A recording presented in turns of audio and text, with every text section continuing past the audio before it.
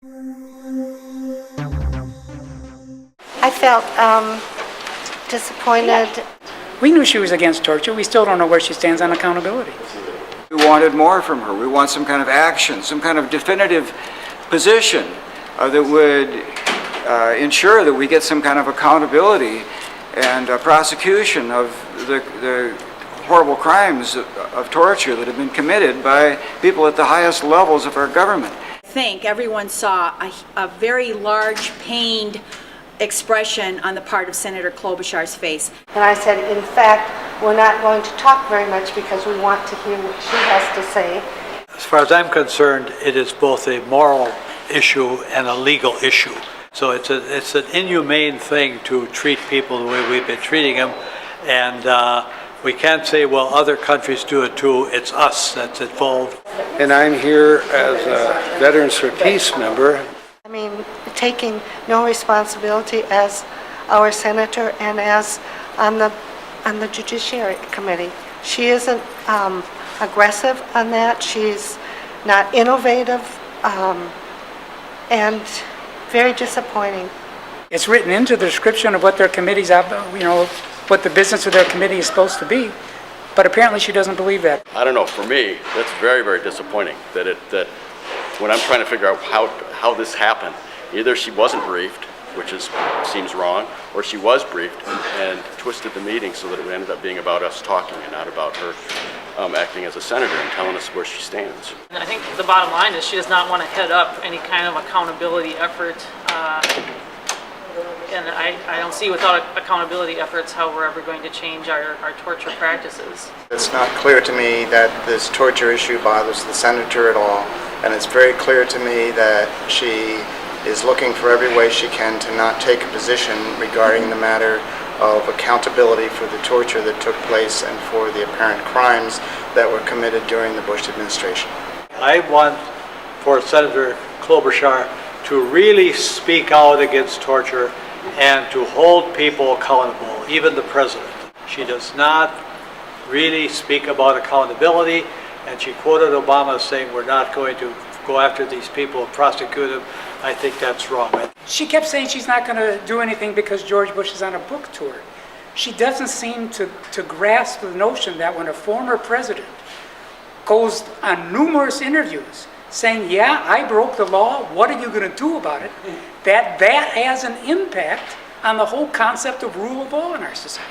She doesn't seem to grasp that notion. She said several times, I'm not going to react just because George Bush is on a book tour. One of the main issues about using torture tactics is that those people who commit torture, they take those skills with them wherever they go. And history shows that those people tend to go back to places like police departments, National Guard, or FBI agents, and they use those skills as they go on in life, and that those torture trickles down. It ends up being used on people. It was never intended to be used on by the people who initially gave the orders. Torture is banned by jus cogens norms of international law, which means there's absolutely no legal right to suspend the prohibition against torture. It does not matter if you're in a time of war. It does not matter if you're in an extreme emergency. It is always prohibited by everyone against everyone at all times. The other issue about torture is that it is a crime of universal jurisdiction. What that means is that any court in the world, any prosecutor in the world can bring charges of torture and conspiracy to torture. If we don't prosecute torture here, the torture will be prosecuted in other countries, and that will only make us look worse and cause the United States to be more of a target for terrorism. And it didn't end until George Washington made a firm case that he was not going to torture the British troops that were under our jurisdiction then. So that's why our group is called Tackling Torture at the Top. You have to have that directive from the top to begin torture with the King and the Queen in Spain, and then it didn't end until George Washington put his foot down. So we have to put pressure on the very upper levels of our society, or it's going to just keep going. And I don't want to have us go into we've had 240 years now almost of not having torture. but now it seems to be coming back. Pick up maybe on the only positive thing that occurred in this meeting, which is that I think everyone saw a very large, pained expression on the part of Senator Klobuchar's face.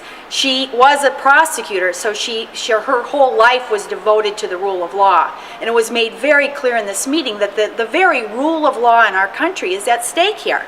So for someone who had devoted their life to prosecuting crimes, and now to have this egregious crime from the very top, and essentially her kind of shrugging in a very pained way and saying there's little I can do about it. In World War II, over 100,000 prisoners of war died when the Japanese were forcing them to build a railroad into Burma. They used waterboarding at that time. After the war, the prisoners made watercolors of the torture, and they had only one word to describe how they were treated, and that was atrocity. After World War II, we hung Japanese generals for doing those atrocities. So, first of all, waterboarding is an atrocity, and we've known it for a long, long, long time, over 100 years. This is very sad that the American people have grown to tolerate the kinds of torture that go on in Guantanamo and other places. Torture so severe that many prisoners cannot even participate in their own trial. They are mentally wrecked. Retired Navy officer who had suffered through 8 years as a POW in Vietnam. The only thing that kept him and his colleagues sober and sane was the fact that somehow we as Americans would never conduct this kind of torture. Here we have a president who has acknowledged this kind of torture, and our senator won't commit herself to bringing any kind of action forward.